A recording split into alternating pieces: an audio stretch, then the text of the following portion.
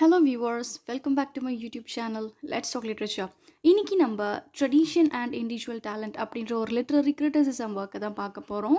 இந்த ஒர்க் எழுதினவர் டிஎஸ் ஈலியட். இவரோட ஃபுல் நேம் தாமஸ் ஸ்டர்ன்ஸ் ஈலியட். இவரோட லைஃப் ஸ்பேன் 1888 to 1965. யுனைடெட் ஸ்டேட்ஸில் பிறந்து இங்கிலாண்டில் இறந்துருக்காரு. இவருக்கு 2 கண்ட்ரீஸோட சிட்டிசன்ஷிப்பும் இருக்குது.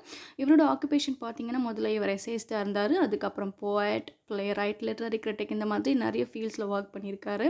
இவரோட literary movement modernism as well as new criticism. இவரோட நோட்டபிள் ஒர்க்ஸ் பார்த்தீங்கன்னா the waste land 1992 and murder in the cathedral 1935. இவர் நோபல் ப்ரைஸ் இன் லிட்ரேச்சர் வாங்கியிருக்காரு. எந்த வருஷத்துலனா 1948. இது ஒரு இம்பார்ட்டண்ட்டான 1 மார்க் பண்ணிக்கோங்க. அண்ட் ஆர்டர் ஆஃப் மெரிட் அப்படின்ற அவார்டையும் வாங்கியிருக்காரு 1948. ட்ரெடிஷன் அண்ட் இண்டிவிஜுவல் டேலண்ட்டை இவர் முதல்ல த ஈகோயிஸ்ட் அப்படின்ற ஒரு லிட்ரரி மேகசினில் பப்ளிஷ் பண்ணியிருக்காங்க. அடுத்து 1920 த சேக்ரட் வுட் அப்படின்ற இவரோட ஃபர்ஸ்ட் கிரிட்டிசிசம் புக்கில் செகண்ட் டைம் பப்ளிஷ் பண்ணியிருக்காரு.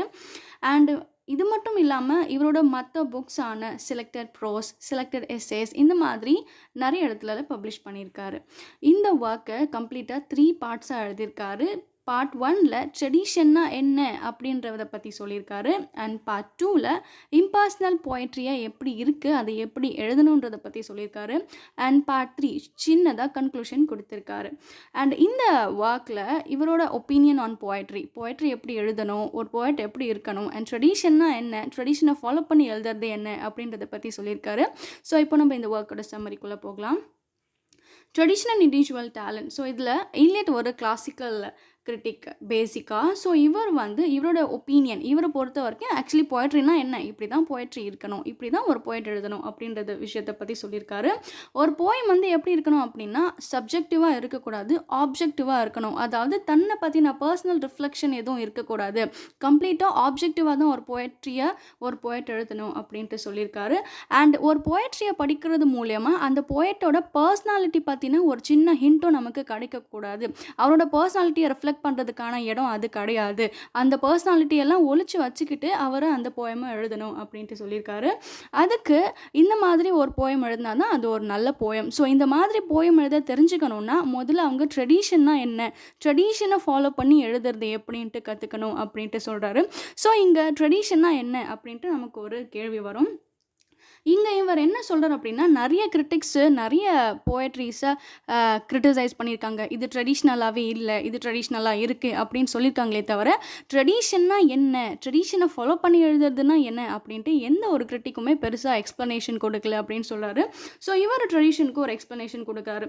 அதாவது ட்ரெடிஷன்னா consciousness of his own generation and about the past. So ட்ரெடிஷன்னா யூஸ்வலாக பழங்காலத்தை ஃபாலோ பண்ணியிருக்கிறது, ஃபாலோ பண்ணிக்கிட்டே வர ஒரு விஷயம் தான் ட்ரெடிஷன். ஸோ இங்கே ட்ரெடிஷன் அப்படின்றது past as well as present, இந்த 2 விஷயங்களை பற்றின கான்ஷியஸ்னஸ் இருக்கணும் அப்படின்ட்டு சொல்கிறாரு. அண்ட் ட்ரெடிஷனை ஃபாலோ பண்ணி எழுதுறது அப்படின்னா அப்படியே நம்ம பழங்காலத்து முன்னோர்கள் நம்மளோட ஆன்சஸ்டர்ஸை அப்படியே ஃபாலோ பண்ணி எழுதுறது கிடையாது.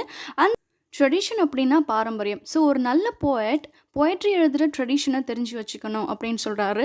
அது மட்டும் இல்லாமல் அதை கம்ப்ளீட்டாக பிளைண்டாக ஃபாலோ பண்ணுறது கிடையாது. ஸோ அந்த ட்ரெடிஷனை தெரிஞ்சு வச்சுக்கிட்டு இந்த காலத்துக்கு ஏற்ற மாதிரி அவரோட ஐடியாஸை ரீகன்ஸ்ட்ரக்ட் பண்ணி எழுதுறது தான் ஒரு நல்ல போயட்டுக்கான அழகு அப்படின்ட்டு சொல்கிறாரு.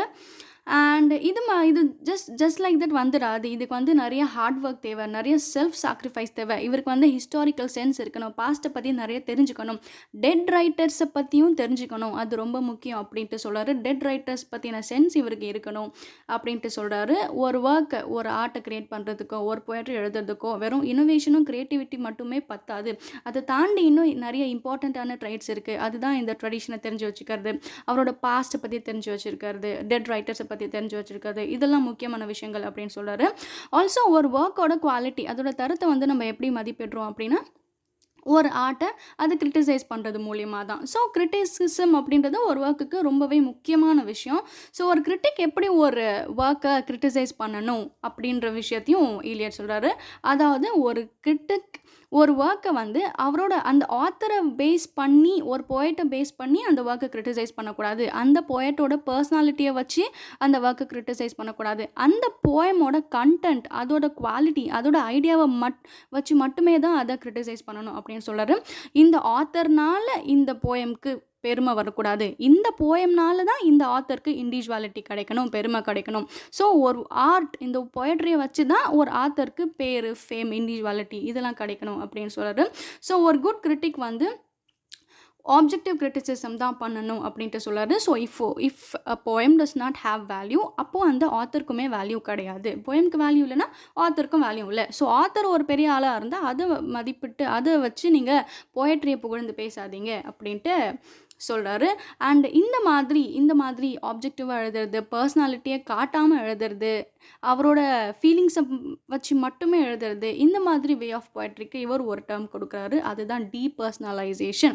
ஸோ இந்த மாதிரி எழுதுறதுக்கு பேர் டீபர்சனலைசேஷன் அப்படின்னு சொல்கிறாரு.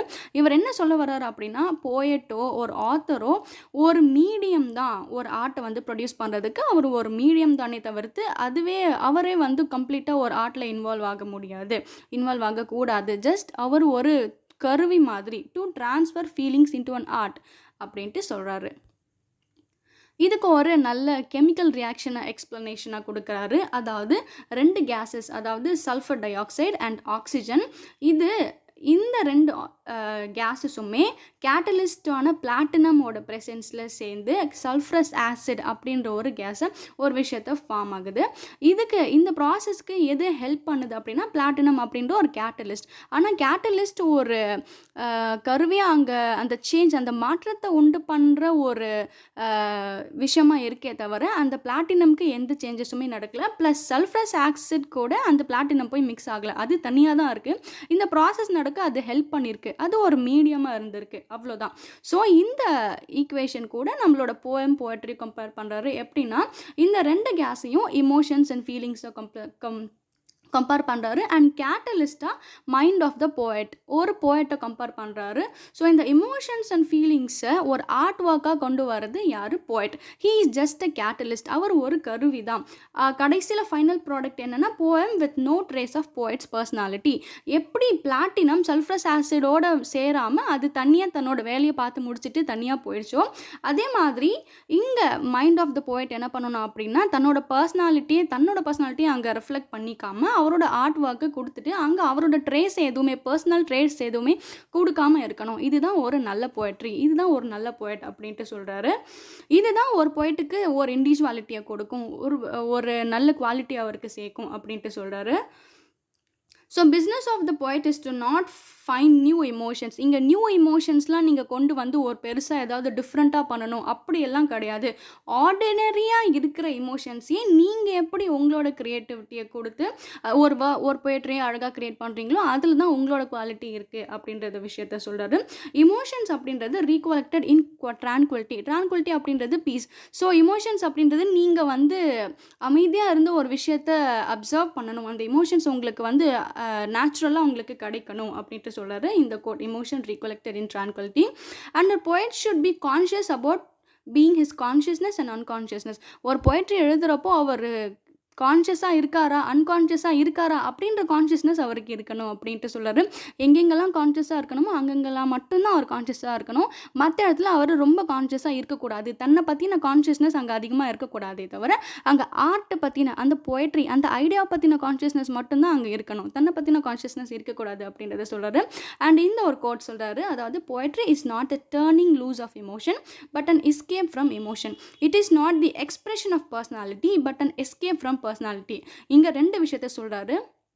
ஃபீலிங்ஸும் இமோஷன்ஸையும் 2 விஷயங்களாக சொல்கிறாரு. இமோஷன்ஸ் அப்படின்ட்டு வரப்போ நம்மளோட பர்சனாலிட்டி அங்கே அதிகமாக ரெஃப்ளெக்ட் ஆகும். அங்கே வந்து நம்மளோட இமோஷன்ஸையும் நம்மளோட பர்சனாலிட்டியும் கொண்டு போய் கொட்டுற இடம் அது கிடையாது. It is an escape from emotions. அதாவது எமோஷன்ஸை நம்மக்கிட்டே வச்சுக்கிட்டு அதுலேருந்து எஸ்கேப் ஆகி வெறும் நம்மளோட ஹவு வி ஃபீல் அந்த ஐடியாவை மட்டும்தான் எழுதணும் அப்படின்னு சொல்கிறாரு. And it is not an expression of personality. அங்கே நம்மளோட பர்சனாலிட்டியை எக்ஸ்பிரஸ் பண்ணுற இடம் கிடையாது. Writing poetry is an escape from personality அப்படின்ற விஷயத்தை சொல்கிறாரு. இதுக்கு அவர் 2 எக்ஸாம்பிள் சொல்கிறாரு, 2 ஆத்தர்ஸோட எக்ஸாம்பிள். சாசர் அண்ட் ஷேக்ஸ்பியர், இவங்க 2 பேருமே ட்ரெடிஷனை தெரிஞ்சு வச்சுருந்தாங்க, அவங்களோட பாஸ்ட்டை பற்றி தெரிஞ்சு வச்சுருந்தாங்க, ட்ரெடிஷ்னல் முறையில் அவங்க எழுதுனாங்க. ஃபார் எக்ஸாம்பிள் சாசரும் சரி ஷேக்ஸ்பியரும் சரி அவங்களோட சோர்ஸ் எல்லாமே ட்ரெடிஷன்லேருந்து எடுத்திருக்காங்க. சாசரோட கேண்டர்பரி டேல்ஸ் அவர் எங்கேருந்து எடுத்திருக்காங்கன்னா பொக்காஷியோட டெக்கமரன் அப்படின்ற ஒரு ஒர்க்கில் எடுத்திருக்காரு. அண்ட் ஷேக்ஸ்பியர் நிறைய ஹிஸ்டாரிக்கல் ஒர்க்ஸ்லாம் எழுதியிருக்காரு இல்லையா. ஸோ அவர் சோர்ஸ் எடுத்திருக்காருன்னா ப்ளூட்டார்க்கோட லைவ்ஸ் அப்படின்ற ஒரு ட்ரெடிஷ்னல் ஒர்க்லேருந்து சோர்ஸ் எடுத்திருக்காரு. அதுக்கப்புறம் ஹாலின்ஸரோட க்ரானிக்கல்ஸ் அப்படின்ற ஒரு ஒர்க்லேருந்து அவரோட ஹிஸ்ட்ரிஸ் அண்ட் ட்ராஜடிஸ் இதுக்கான நிறைய சோர்சஸ் இந்த மாதிரி ட்ரெடிஷ்னல் ஒர்க்ஸ்லேருந்தும் கிளாசிக்கல் ரைட்டர்ஸ் கிட்ட இருந்து தான் எடுத்திருக்காங்க இவங்க அப்படின்ட்டு இந்த 2 பேரோட எக்ஸாம்பிளையும் கொடுக்குறாரு. So the more the poet isolates himself from his work the greater will be the enjoyment of the readers. So ஒரு ரீடர்ஸ்க்கு ஒரு ஒரு நபரை படிக்கிற ஒரு ஃபீல் இருக்கக்கூடாது. அந்த நபர் எந்த அளவுக்கு தன்னை ஒரு போய்ட்ரிலேருந்து ஐசோலேட் பண்ணிக்கிறாரோ அந்த அளவுக்கு ரீடர்ஸ் அந்த போய்ட்ரியை படித்து என்ஜாய் பண்ணுவாங்க. அந்த கண்டென்ட்டை அந்த ஐடியாவை ரசித்து அவங்க என்ஜாய் பண்ணுவாங்க அந்த நபரை பார்க்காம. அந்த மாதிரி ஈலியட் சொல்கிறாரு. ஸோ லாஸ்ட்டாக ஒரு லைன் சொல்கிறாரு, the emotion has its life in the poem and not in the history of the poet. அதாவது ஒரு ஆர்ட்டோட உயிர் அப்படின்றது அந்த ஆர்ட் அந்த போயட்ரியில் தான் இருக்கே தவிர அந்த போயட்லேயோ இல்லை அவரோட ஹிஸ்ட்ரிலேயோ இல்லை அப்படின்ட்டு சொல்கிறாரு. ஸோ கம்ப்ளீட்டாக இந்த எஸ்ஸேல முக்கியமான விஷயங்கள் என்ன சொல்ல வராரு அப்படின்னா, ட்ரெடிஷன்னா என்னன்னு சொல்கிறாரு. ஒரு போயட் ட்ரெடிஷனை ஃபாலோ பண்ணணும், ட்ரெடிஷனை தெரிஞ்சு வச்சுருக்கணும், டெட் ரைட்டர்ஸை பற்றி தெரிஞ்சிருக்கணும். ட்ரெடிஷன் பாரம்பரியமாக எழுதுகிற போயட்ரியை அப்படியே இவர் செய்யாமல் அந்த பாரம்பரியத்தை தெரிஞ்சு வச்சுக்கிட்டு ரீகன்ஸ்ட்ரக்ட் பண்ணி அவரோட ஐடியாவை கொடுக்கணும். அதுதான் ஒரு நல்ல போயட், அதுதான் ஒரு நல்ல போயட்ரி அப்படின்னு சொல்கிறாரு. ஆல்சோ போயட் அவரோட பர்சனாலிட்டியை அதிகமாக போயட்ரியில் எக்ஸ்ப்ரெஸ்ஸே பண்ணக்கூடாது அப்படின்னு சொல்கிறாரு. ஒரு போயட்ரி அப்படின்றது எந்த ஒரு போயட்டோட பர்சனாலிட்டியும் ரெஃப்ளெக்ட் பண்ணக்கூடாது. அது ஒரு ஆர்ட் ஒர்க்காக மட்டுமே தான் இருக்கணும் அப்படின்ட்டு சொல்கிறாரு. அண்ட் கிரிட்டிக்ஸ் ஒரு ஒர்க்கை எப்படி கிரிட்டிசைஸ் பண்ணணும், அந்த போயட்ரி அந்த நபரை வச்சு கிரிட்டிசைஸ் பண்ணாதீங்க, அந்த ஆர்ட் ஒர்க்கை பற்றி மட்டுமே வச்சு கிரிட்டிசைஸ் பண்ணுங்க அப்படின்ற விஷயத்த சொல்லி இந்த எஸ்ஸேவை முடிக்கிறாரு. ஸோ இந்த கான்செப்ட் இந்த சம்மரி உங்களுக்கு புரிஞ்சிருக்கும் அப்படின்னு நினைக்கிறேன். இதே மாதிரி நிறைய கான்செப்டை புரிஞ்சுக்கிறதுக்காக இந்த சேனலை சப்ஸ்கிரைப் பண்ணுங்கள். தேங்க்யூ ஃபார் வாட்சிங்.